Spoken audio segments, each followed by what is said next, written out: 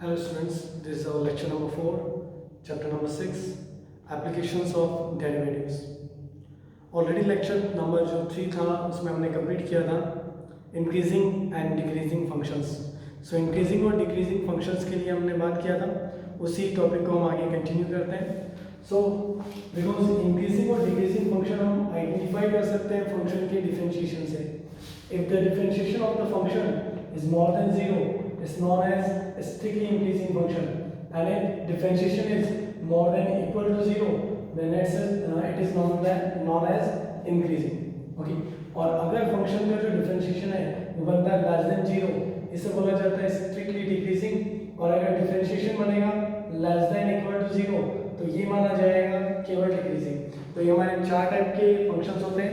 अब हम एनसीईआरटी से मैंने कुछ क्वेश्चंस लिए हैं जिसे अभी हमें सॉल्व करके बताना है कि कौन सा फंक्शन कहाँ पर इंक्रीजिंग होता है, कहाँ पर डिक्रीजिंग होता है. जैसे फर्स्ट हमारे पास क्वेश्चन है, we have to check the function sin x, fx equal to sin x, और इसे मुझे चेक करना है x belongs to 0 to pi close interval में, जिसके लिए मुझे जवाब देना है यहाँ पर कहाँ पर ये फंक्शन इंक्रीजिंग है, स्ट्रिक्टली इंक्रीजिंग है, डिक्रीजिंग है, स्ट्रिक्टली डिक्रीजिंग है. तो इंक्रीजिंग और डिक्रीजिंग की मुझे बात करना है 0 से लेकर पाई के बीच में, और उसमें इंटरवल सेपरेट करना है इंक्रीजिंग और डिक्रीजिंग के लिए. सो इंक्रीजिंग या डिक्रीजिंग फंक्शन के लिए सबसे पहले फंक्शन का करेंगे डिफरेंशिएशन. तो साइन का डिफरेंशिएशन बन जाएगा cos x, और अब मैं इसको 0 के इक्वल पुट करके चेक करूंगा कि ये 0 के इक्वल कहाँ पर बनता है. तो अगर मैंने cos x को 0 के इक्वल पुट किया तो फिलहाल तो 0 से पाई का जो मेरे पास इंटरवल है उसके अंदर केवल एक ही ऐसा वैल्यू है जहाँ पर इसका वैल्यू 0 होगा, वो होगा 90 डिग्री, मतलब pi upon 2. So cos x 0 के इक्वल कहाँ पर होगा, x equal to pi upon 2 पर. मतलब मेरा इंटरवल है 0 से लेकर पाई तक, और उसके बीच में एक ऐसा वैल्यू मिला जहाँ पर डिफरेंशिएशन 0 के इक्वल बन जाएगा. मतलब टोटल इंटरवल हमारे पास दो बन गए. इन दोनों में से डिफरेंट वैल्यूज पुट करके हम चेक कर लेंगे कि कभी पॉजिटिव होता है डिफरेंशिएशन और कभी ये नेगेटिव होता है. पहले अगर इन दोनों के बीच में हम ट्राई करें 0 और 90 डिग्री के बीच में, तो फिलहाल मैं 30 डिग्री, 60 डिग्री, 45 डिग्री इनमें से कोई सा भी वैल्यू पुट कर सकता हूँ. अगर मान लो मैंने 30 पुट किया तो cos 30 degree under 3/2 positive value रहेगा, क्योंकि ये फर्स्ट क्वाड्रेंट है तो वैसे पॉजिटिव आएगा. पाई अपॉन 2 से पाई के बीच में ये सेकंड क्वाड्रेंट हो जाता है हमारा, और सेकंड क्वाड्रेंट में cos का वैल्यू हमारा नेगेटिव स्टार्ट हो जाएगा. तो मतलब ये वाला वैल्यू हमारा इंक्रीजिंग के लिए और ये वाला इंटरवल है डिक्रीजिंग के लिए. ये एक ऐसा पॉइंट है जहाँ पर फंक्शन का डिफरेंशिएशन 0 के इक्वल आ रहा था. तो इसको इंक्रीजिंग और डिक्रीजिंग में काउंट करेंगे. स्ट्रिक्टली जो वर्ड है वहाँ से हम इस वैल्यू को हटा देंगे. तो पहले मैं यहाँ लिखता हूँ इंक्रीजिंग और स्ट्रिक्टली इंक्रीजिंग के लिए इंटरवल, उसके बाद लिखेंगे डिक्रीजिंग एंड स्ट्रिक्टली डिक्रीजिंग के लिए. सो पहले इंक्रीजिंग के लिए लिखते हैं. इस इंटरवल को मुझे लिखना है, वो लिखेंगे हम 0 से लेकर पाई अपॉन 2 तक, और क्योंकि इंक्रीजिंग है इसलिए 0 के इक्वल जहाँ बनता है ना ये डिफरेंशिएशन 0 के इक्वल, उसको भी मैं काउंट में ले लूँगा. 0 को तो मुझे काउंट करना ही करना है, क्योंकि 0 का क्लोज इंटरवल लेकर मुझे x का वैल्यू पुट करना है. 0 के इक्वल पुट करने पर मुझे कोई दिक्कत नहीं है, वहाँ फंक्शन का डिफरेंशिएशन जरूर एक पॉजिटिव नंबर होगा, इससे 0 को भी मैं काउंट करके चलूँगा. स्ट्रिक्टली वाले वर्ड में मैं 0 को तो काउंट करूँगा लेकिन पाई अपॉन 2 को काउंट नहीं करूँगा, क्योंकि यहाँ पाई अपॉन 2 पर फंक्शन का जो डिफरेंशिएशन है वो 0 के इक्वल बन जाता है, और स्ट्रिक्टली वाले में हमें 0 के इक्वल तो काउंट करना ही नहीं पड़ता. ओके, सो ये आएगा क्लोज इंटरवल 0 से लेकर पाई अपॉन 2 के ओपन इंटरवल तक. देन नेक्स्ट हमारा डिक्रीजिंग के लिए, डिक्रीजिंग होगा हमारा नेगेटिव जहाँ पर डिफरेंशिएशन हुआ है वो वाला इंटरवल. सो डिक्रीजिंग होगा पाई अपॉन 2 के क्लोज इंटरवल से लेकर पाई के क्लोज इंटरवल तक. और जब हम स्ट्रिक्टली की बात करेंगे तो उसमें हम पाई अपॉन 2 को यहाँ से हटा देंगे, तो पाई अपॉन 2 के ओपन इंटरवल से पाई के क्लोज इंटरवल तक ये हमारा रहेगा स्ट्रिक्टली डिक्रीजिंग फंक्शन. तो ये हो गया increasing, strictly increasing, decreasing and strictly decreasing के लिए इंटरवल्स. ओके, देन अब हम नेक्स्ट हमारा क्वेश्चन लेते हैं, सेकंड क्वेश्चन.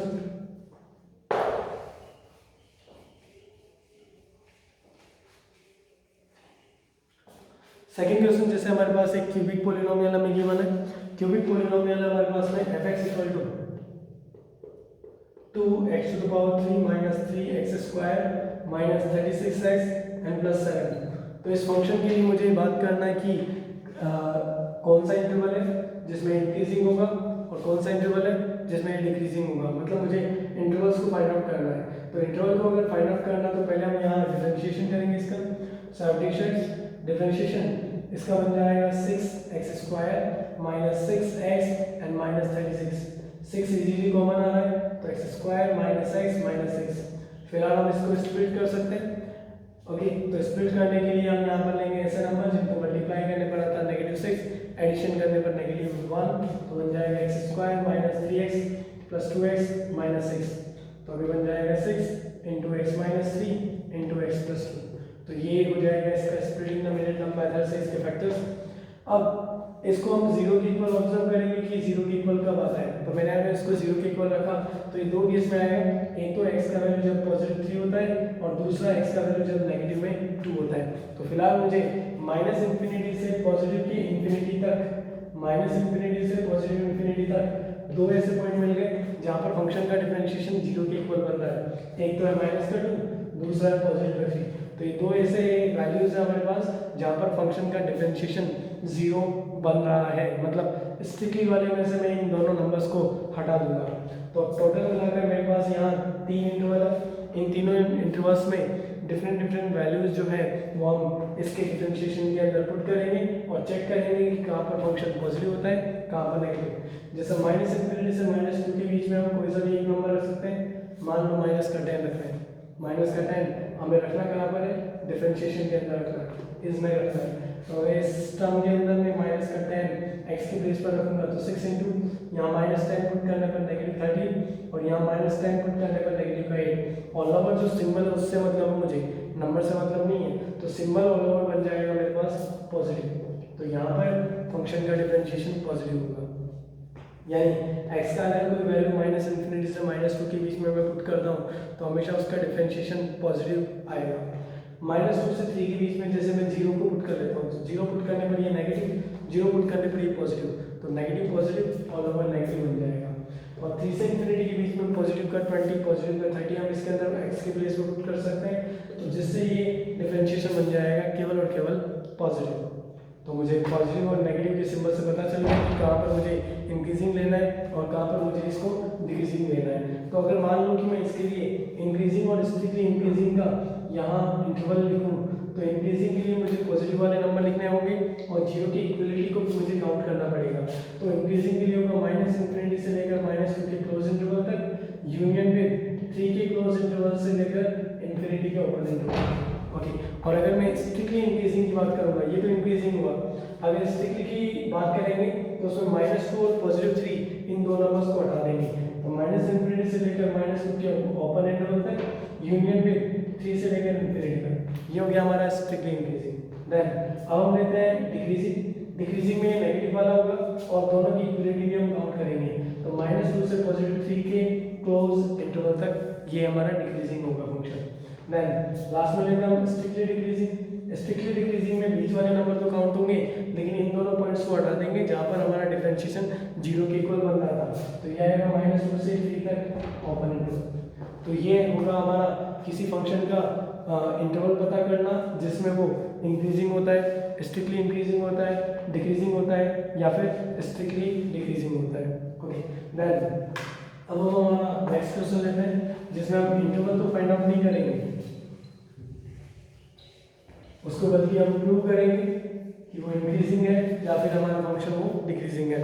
जैसे बुक से एग्जांपल लिया मैंने, फंक्शन हमारे पास f(x) equal to log 1 plus x minus 2x upon 2 plus x, and for all the values greater than -1 we have to prove that this function is increasing function throughout its domain।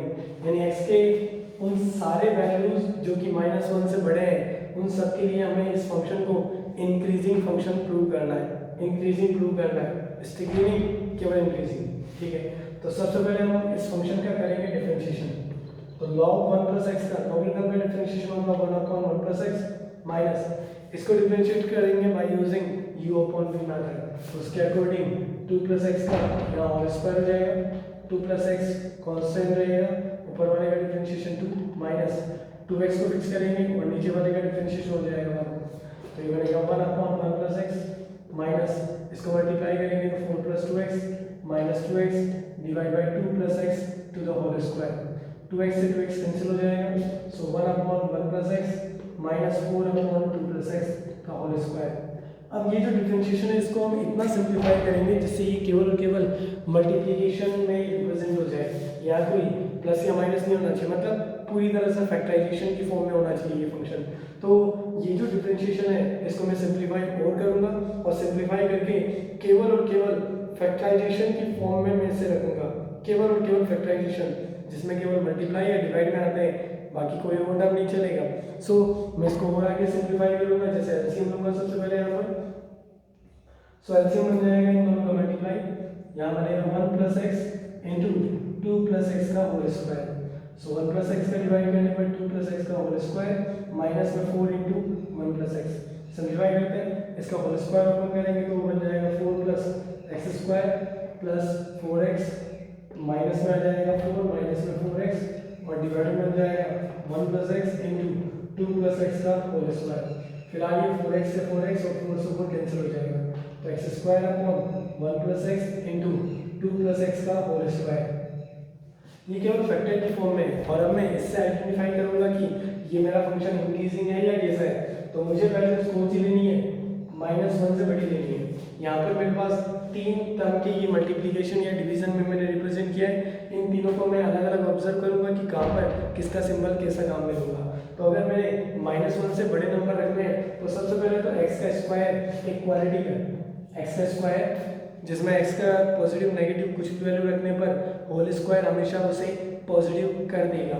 तो positive कर देगा तो मतलब guaranteed इसके अंदर तो हमारा function का डिफरेंशिएशन मोर देन 0 होगा, 0 से बड़ा होगा। लेकिन -1 से बड़े में एक नंबर आता है 0, जिसे भी मुझे पुट करना पड़ेगा, और अगर मैं इसको पुट कर दूंगा तो वहाँ पर 0 के इक्वल भी चला जाएगा। फिर अब मैं इसी नंबर के लिए 1 प्लस एक्स को चेक कर लूँ, अगर -1 के इक्वल में पुट कर देता तो ये भी 0 के इक्वल आ जाता और डिनोमिनेटर 0 आ जाता तो बहुत ज़्यादा दिक्कत हो जाती। लेकिन यहाँ नंबर हमें -1 पुट नहीं करना, -1 से बड़े पुट करना है।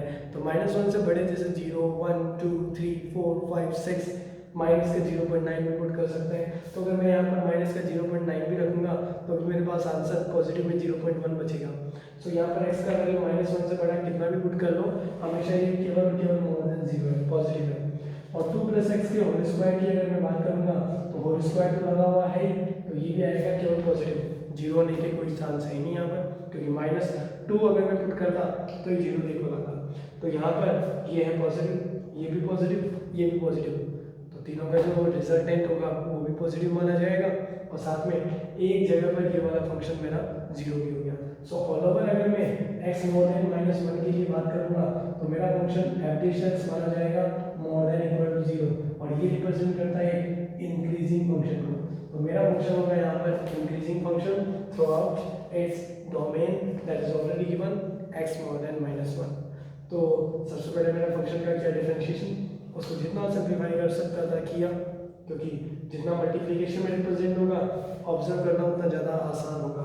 वरना मान लो ये पॉजिटिव है ये नेगेटिव है, अब इन दोनों का रिजल्ट कैसा होगा, क्योंकि मुझे तो देखना पड़ेगा ना। मान लो ये नेगेटिव आ गया, या फिर जैसे मान लो ये पॉजिटिव है, इधर हमारे पास नेगेटिव है, बीच में हमारे पास में एडिशन है इनका। तो अगर एडिशन है तो इन दोनों में से मुझे देखना पड़ेगा कि कौन सा बड़ा है कौन सा छोटा है, ताकि ऑल ओवर पॉजिटिव बचेगा या नेगेटिव बचेगा। इसलिए हमने उनके बीच में प्लस माइनस का कोई रखा ही नहीं, यहाँ केवल मल्टीप्लिकेशन डिवीजन में रिप्रेजेंट कर दिया, ताकि उनके सिंबल को हम बड़े आसानी से ऑब्जर्व कर सकते हैं बिना ये सोचे कि कौन बड़ा है कौन छोटा है। हमें केवल पॉजिटिव नेगेटिव से इंडिकेट कर सकते हैं कि ये ऑल ओवर पॉजिटिव होगा या ऑल ओवर नेगेटिव होगा, इसलिए हमने इसको पूरी तरह से सिंप्लीफाई किया। देन इसी के सिमिलर एक और एग्जांपल लेते हैं।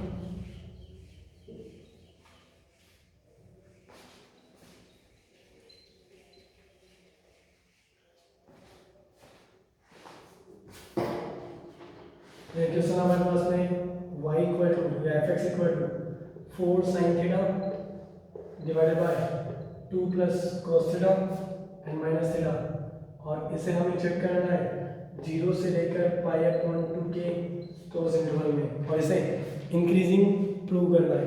तो इसे भी इंक्रीजिंग प्रूव करते हैं। इंक्रीजिंग प्रूव करने के लिए सबसे पहले फंक्शन का डिफरेंशिएशन किया जाएगा। u अपॉन v मैथड से करेंगे तो यहाँ बन जाएगा 2 प्लस कोस थीटा का whole square, 2 plus cos theta यहाँ पर फिक्स हो जाएगा, 4 इंटू साइन थीटा का हो जाएगा cos theta, okay, and minus और 4 साइन थीटा फिक्स हो जाएगा और 2 प्लस कोस थीटा कर देंगे तो 2 का 0 और कोस का हो जाएगा नेगेटिव में साइन थीटा, ओके, और माइनस में थीटा का डिफरेंशिएशन होगा 1। अब ये बन जाएगा हमारे पास 8 cos theta plus 4 cos square theta and plus 4 sin square theta divided by 2 plus cos theta का होल स्क्वायर आ गया -1।